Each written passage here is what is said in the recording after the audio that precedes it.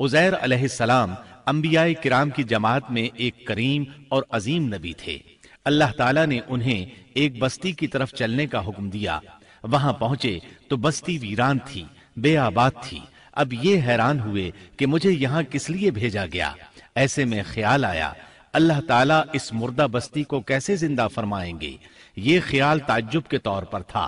اللہ تعالیٰ سورۃ البقرہ آیت 259 میں فرماتے ہیں، أو كالذي مر على قرية وهي خاوية على عروشها قال أنى يحيي هذه الله بعد موتها فأماته الله 100 عام ثم بعثه قال كم لبثت قال لبثت يوما أو بعض يوم قال بل لبثت 100 عام فانظر إلى طعامك وشرابك لم يتسنه وانظر إلى حمارك ولنجعلك آية للناس وانظر إلى العظام كيف ننشزها ثم نكسوها لحما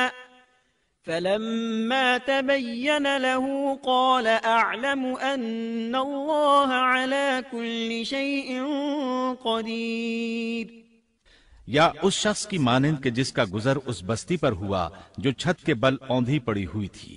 وہ کہنے لگا کہ اس کی موت کے بعد اللہ تعالیٰ اسے کیسے زندہ کرے گا، تو اللہ تعالیٰ نے اسے بھی موت دے دی 100 سال کے لیے۔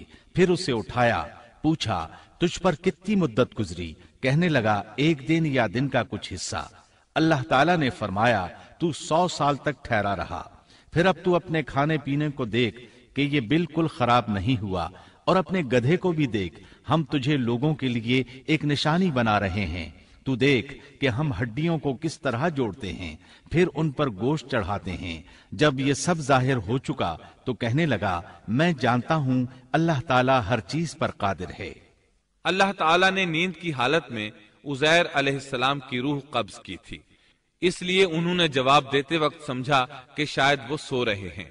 انہیں یہ احساس بھی نہ ہوا کہ میں تو اتنا عرصہ مردہ رہا ہوں۔ جب وہ سوئے تھے تو صبح کا وقت تھا۔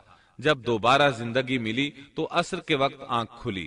اسی لیے اللہ تعالیٰ کے سوال کے جواب میں انہوں نے کہا میں 1 دن یا دن کا کچھ حصہ سویا رہا ہوں گا۔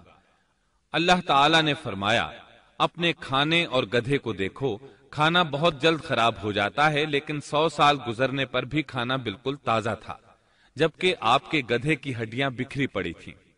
اچانک ان کے سامنے دیکھتے ہی دیکھتے ہڈیاں حرکت کرنے لگیں، پھر جڑنے لگیں۔ گدھے کا ڈھانچہ تیار ہو گیا تو اس پر گوشت چڑھنے لگا۔ اس طرح گدھا زندہ ہو گیا اور آواز دینے لگا۔ یہ دیکھ کر عزیر علیہ السلام پکار اٹھے، واقعی میرا پروردگار ہر چیز پر قادر ہے۔ ان کی اس عارضی موت کے دوران وہ بستی آباد ہو چکی تھی۔ عزیر علیہ السلام نے ان سے پوچھا کیا تم لوگ عزیر کو جانتے ہو؟ انہوں نے کہا جی ہاں، انہیں فوت ہوئے 100 سال سے زائد عرصہ بیت چکا ہے۔ تب عزیر علیہ السلام نے انہیں بتایا میں ہی عزیر ہوں۔ انہیں یقین نہ آیا۔ وہ ایک بڑھیا کو لے آئے، اس کی عمر 120 سال تھی۔ انہوں نے اس سے عزیر علیہ السلام کے بارے میں پوچھا۔ اس نے عزیر علیہ السلام کی 10 نشانیاں بیان کی۔ وہ سامنے کھڑے عزیر علیہ السلام کو دیکھ رہے تھے، تب انہیں یقین آیا۔ عزیر علیہ السلام ان کے درمیان قیام پذیر رہے۔ آپ نے انہیں نئے سرے سے تورات کی تعلیم دی۔ وہ اس کو بھول چکے تھے۔ بستی والے ان سے بہت متاثر ہو گئے، ان کی تعظیم کرنے لگے۔ اس عظیم معجزے کی وجہ سے رفتہ رفتہ وہ انہیں اللہ کا بیٹا تصور کرنے لگے۔ اللہ تعالیٰ سورہ توبہ آیت 30 میں فرماتے ہیں وقالت اليهود عزير ابن الله، اور یہودیوں نے کہا عزیر اللہ کے بیٹے ہیں۔ یہ اللہ نے ان کا ایک جرم بیان کیا ہے۔ یہ جرم ان میں نسل در نسل چلتا رہا، یہاں تک کہ اس دور میں بھی یہودی عزیر علیہ السلام کو اللہ کا بیٹا مانتے ہیں۔ آپ کا نام دیوان مقدس بھی رکھتے ہیں اور کہتے ہیں یہ مقدس ذات کی نسل سے ہے اور معبود ہے۔ یہی ان کا شرک ہے۔ اللہ ان پر لعنت کرے۔ اللہ انہیں اس جرم کی سزا ضرور دے گا۔ इंसान कितने ही बुलंद बाला मकाम पर पहुंच जाए और अल्लाह ताला के साथ उसे ज्यादा से ज्यादा कुर्ब हासिल हो जाए, तब भी वो अल्लाह का बंदा ही रहता है और किसी भी बुलंदी पर पहुंचकर वो अल्लाह या अल्लाह का बेटा नहीं हो सकता, अल्लाह का शरीक नहीं हो सकता। अल्लाह जल्ल शानुहू की जात पाक वहदहू ला शरीक है और बाप बेटे की निस्बतों से पाक है। लिहाजा इंसान की सबसे बड़ी गुमराही ये है कि वो जब किसी बरगुजीदा इंसान से ऐसे उमूर सादिर होते देखता है जो अक्ल में नहीं आते, तो रोब या अकीदत की बिना पर पुकार उठता है कि ये हस्ती तो खुद अल्लाह है जो इंसानी शक्ल में आई है, या उसका बेटा है, या अल्लाह ताला की शरीक है। वो ये नहीं सोचता कि बिलाशुबह इन वाकयात का जारी होना अल्लाह की ताकत के जरिए है जो बतौर निशान उस बरगुजीदा इंसान के हाथों जारी हुए। इसके बावजूद ये न अल्लाह है न अल्लाह का बेटा, बल्कि उसका एक पसंदीदा बंदा है।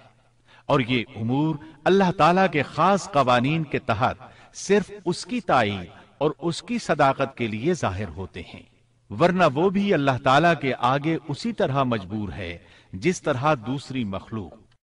कुरान करीम ने सैयदना ईसा अलैहिस्सलाम की हकीकत सूरह आले इमरान की आयत 59 में इस तरह बयान की है। अल्लाह के नजदीक ईसा अलैहिस्सलाम की मिसाल आदम अलैहिस्सलाम की सी है कि अल्लाह ने उन्हें मिट्टी से पैदा किया और हुक्म दिया कि हो जा, और वो हो गए। मतलब ये कि अल्लाह का बेटा अगर किसी को कहा जा सकता तो आदम अलैहिस्सलाम को कहा जाना चाहिए था। लिहाजा किसी नबी के बारे में ये अकीदा रखना कि वो अल्लाह का बेटा है बिल्कुल फजूल और बातिल है।